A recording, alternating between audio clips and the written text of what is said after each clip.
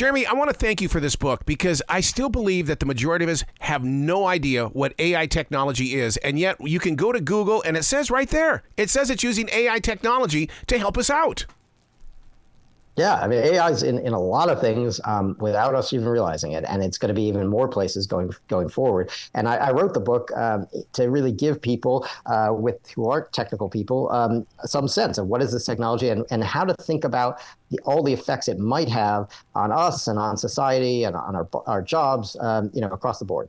I'm glad you said the effects on us because I fear it's going to make us lazy. What's your inside? Yeah, that's one of my big fears also. And it's one of the dangers I really do point to in the book. And it's a danger I don't think it's gotten enough attention. I think this technology will work pretty well in the future most of the time. And when something works pretty well most of the time, we tend to use it and we tend to get very lazy about it. And I think we've already seen with social media how addictive, things that like this can be. And I worry we're just going to become very good at outsourcing a lot of the thinking that we really should reserve for ourselves to AI chatbots and to digital assistants. And I think that's a real danger. I worry that people will kind of surrender their critical thinking abilities. I worry that they will stop writing altogether. And I think one of the dangers of this technology is it encourages a belief that writing and thinking are kind of completely separate activities, that you can just, I'll think of a few bullet points and I'll give it to the AI assistant and I'll just have it write for me, my essay, or I'll have it write the business document I need written, or I'll have it write this legal brief. And I think that's potentially really dangerous because it's through writing very often that we refine our thinking, that we find the holes in our argument. So I think, having this always do our writing for us is also dangerous. I think there's a lot of areas where, we could get really lazy. Also, a lot of people are already using AI systems and chatbots as kind of companions. And I worry that people will find it, very easy to have this kind of companion chatbot that you have a relationship with, you can have this dialogue with, and it's so easy because unlike a real person, it makes no demands of us. It has no real needs or desires that need fulfilling, and it's going to be a lot easier than a relationship with your real human family or your friend or your partner or your spouse. And I worry that some people will choose this actually over real human relationships. So that's another danger. Again, I think it's a kind of laziness that real human relationships, take work, and potentially a relationship with a chatbot's going to take a lot less work. I want my dog to talk to me. I don't care about AI. I just want my dog to talk to me. Yeah, that would be great. I would love if my dog could talk to me too. So one of the things that really kind of about AI technology, first of all, I praise you on the writing because I'm a daily writer. I've been doing it for 30 years. But what I do is I handwrite everything. I knew the computer generation would change the way that people write, but I have to handwrite everything. And you're exactly right. When people stop writing things, they stop using their head. Absolutely. Absolutely. And I think not enough people realize that. And there are a lot of people out there who say, I hate writing because it's hard. And it's hard because it involves thinking. But I always, one of the things I advocate in the book is it's very easy. And a lot of people say, have the AI system write a first draft and you kind of act as the editor. And then actually sometimes people are very dissatisfied. It didn't do a good job. I could have done a better job myself. You always write the first draft because that's where the hard thinking is. And that's where you can help refine your arguments. The human should do the first draft. Then you actually give that draft to the AI and have it act as an editor and critique that for you. I actually think that's a much better way to use the technology because it both tends to do a better job in that role as kind of the editor or critiquer, but also you avoid the danger of de-skilling that way. I got to praise some AI technology here too, because I recently was injured pretty badly on my rotator cuff, and the doctor said surgery, and this AI technology that I've got has been giving me all these different exercises to do, and I've got control of my arm again. So I've got to praise it as well. So it's helping out in the medical world as well, isn't it? Absolutely. And one of the areas where I really think it will supercharge things and make things better is in medicine.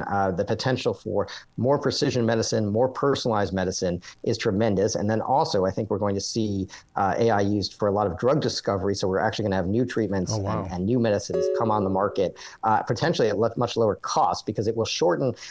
There's part of the drug discovery process that is you're never going to be able to get around, which is human clinical testing. That's very important for safety and for efficacy. But there's a lot of steps before it gets to human clinical trials where a lot of drugs fail and that take a lot of time and a lot of money, and potentially AI shortens that process tremendously.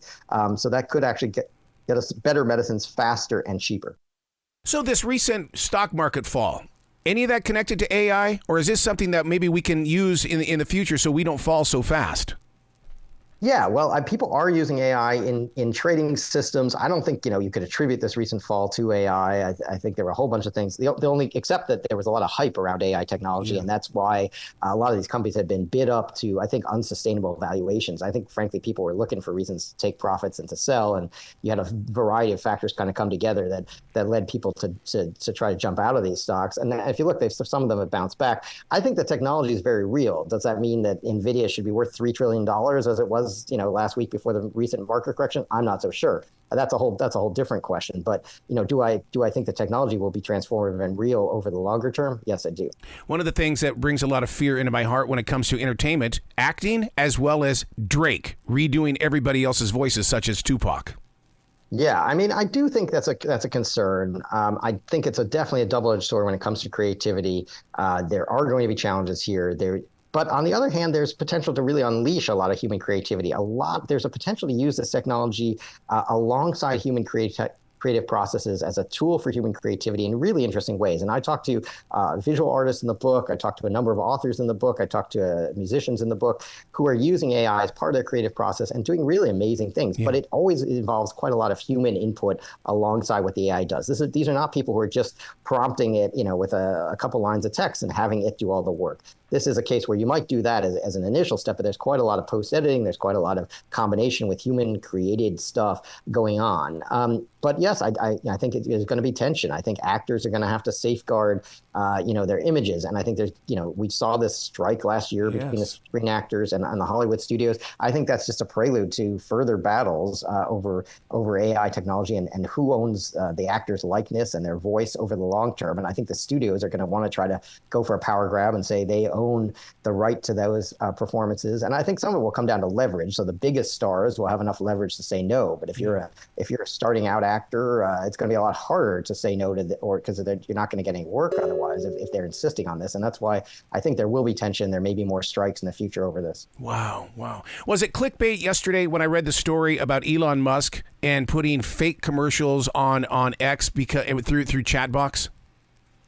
No, I mean, I don't think that was, fake news. I think Elon, he's been fighting this war with the advertising community over X. And I think he's taken various steps to try to undercut the advertisers, including perhaps, using AI to create fake ads. But it's, I don't know. I mean, Elon's got this interesting thing going on with X and the advertisers. So AI may play part of that. Elon's a big fan of using AI, of course. Dude, if AI technology is as perfect as they say, then why is it? One day there could be an AI human figure that becomes president of the United States, and it's not even real.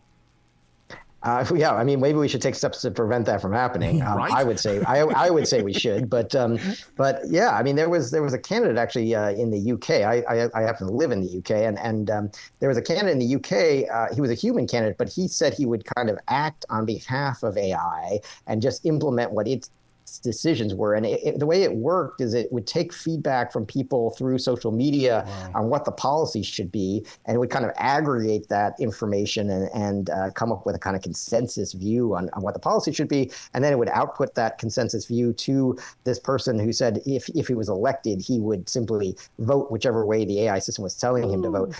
That guy actually, he didn't win, luckily, but if he had, I think that would have been a very interesting moment to see. But I'm not sure we should allow this. I do think, and in the book, a lot of the book, I make a plea for trying to make sure that it processes where we really want people to be acting on lived experience, human experience, that we not surrender this to AI systems, because no AI system is ever going to have any lived experience. And I would actually say that politics is one of those areas where you really want your representatives, well, at least in a democracy, you want your representative to know where you're coming from and to actually have lived experience that somehow and empathy for the constituents that he is or she is representing. And you don't want AI to out there necessarily taking on that role, because that AI is never going to have real empathy. It can have kind of simulated empathy, or it can say things that sound empathetic, but that's never. It's always going to be false. And I think that's a real risk. And I think we should avoid situations like that. We should not be putting these systems in places where they're kind of pretending to have empathy. What we really want is genuine, authentic empathy. Yeah, you got to come back to this show anytime in the future, Jeremy. The door is always going to be open for you. Oh, great. Thanks so much, Arrow. Well, you be brilliant today, okay? Absolutely. You too. Thank you.